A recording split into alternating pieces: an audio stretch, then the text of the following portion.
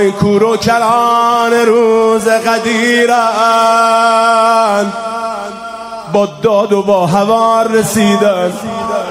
بچه‌هاش میترسن یواشتر صداتون رو پایین بیارین. لب تشنه بود زاده ی حیدر، با تیغ آبدار رسیدن.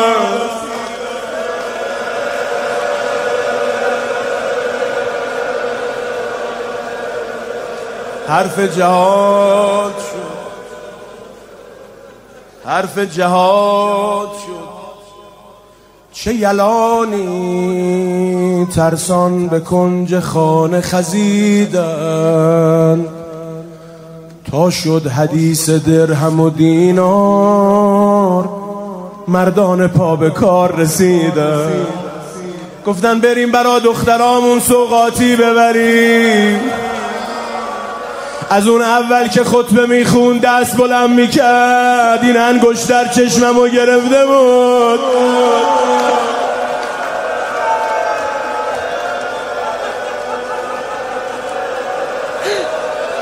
یه مدت همسرم بهم میگه چرا برام طلا نمیگیری، الان وقتشه.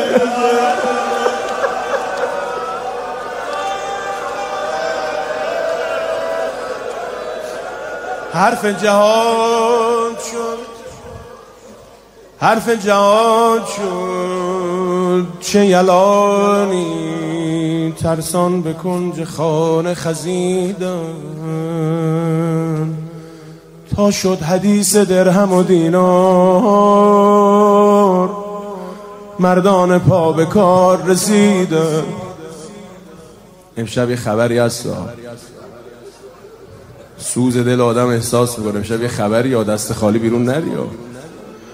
قومی که در تخیل هورند، دل داده بیوت و قصورند، تا سر برند امام زمان را، با کام روزدار رسیدند.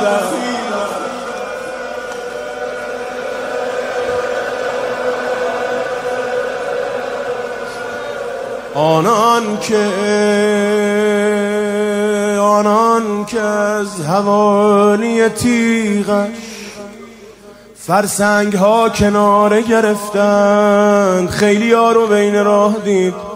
منو یاری میکنی یا نه؟ من قرض دارم و ان علی لعیالا ولدینا، من قرض دارم، زن و بچه دارم، کارگر دارم، فلانجا کار دارم. به همشون فرمود برید دور بشید، صدای غریبی منو نشنوید. آنان که از حوالی تیغش فرسنگ ها کنار گرفتن، تنها همین که نقش زمین شد، از گوشه و کنار رسیدن.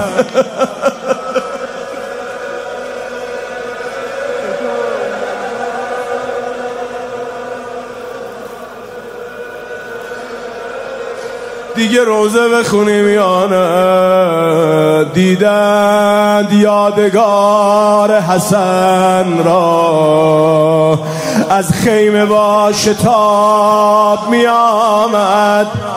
آری همین که گفت عمو جان، با تیغ مرگبار رسیدن. یه کاری کردن خون گلوی عبدالله به صورت امام حسین باشید.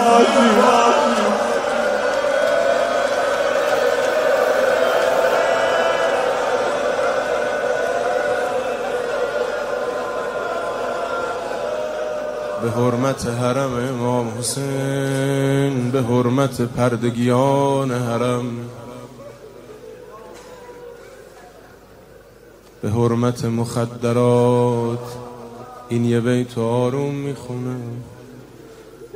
جمعی حرام خوار و حرامی، جمعی حرام خوار و حرامی، همراه شم هلهله کردن، همچون وحوش نعره کشیدن. آری سگان هار رسید.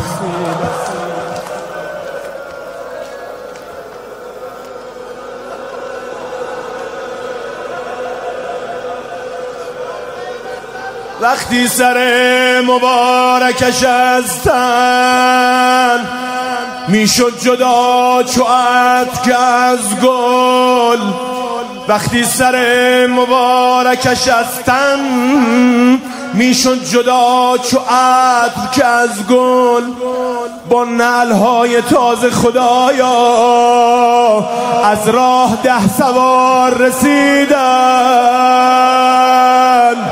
خواهرش نگاه می کرد جزر و مد دریا شد، اسبها می رفتن و می آمدن.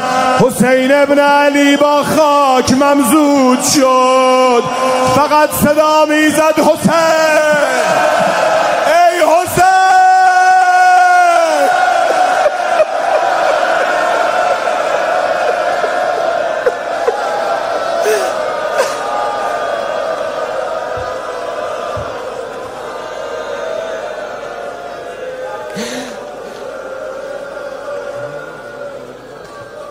انگار نانجیبی از آن سو، آی غیرتی ها. نفر آخر حرف نزد، فرمانده رو همه نگاه می کردن. انگار نانجیبی از آن سو، با سر اشاره کرد به خیمه.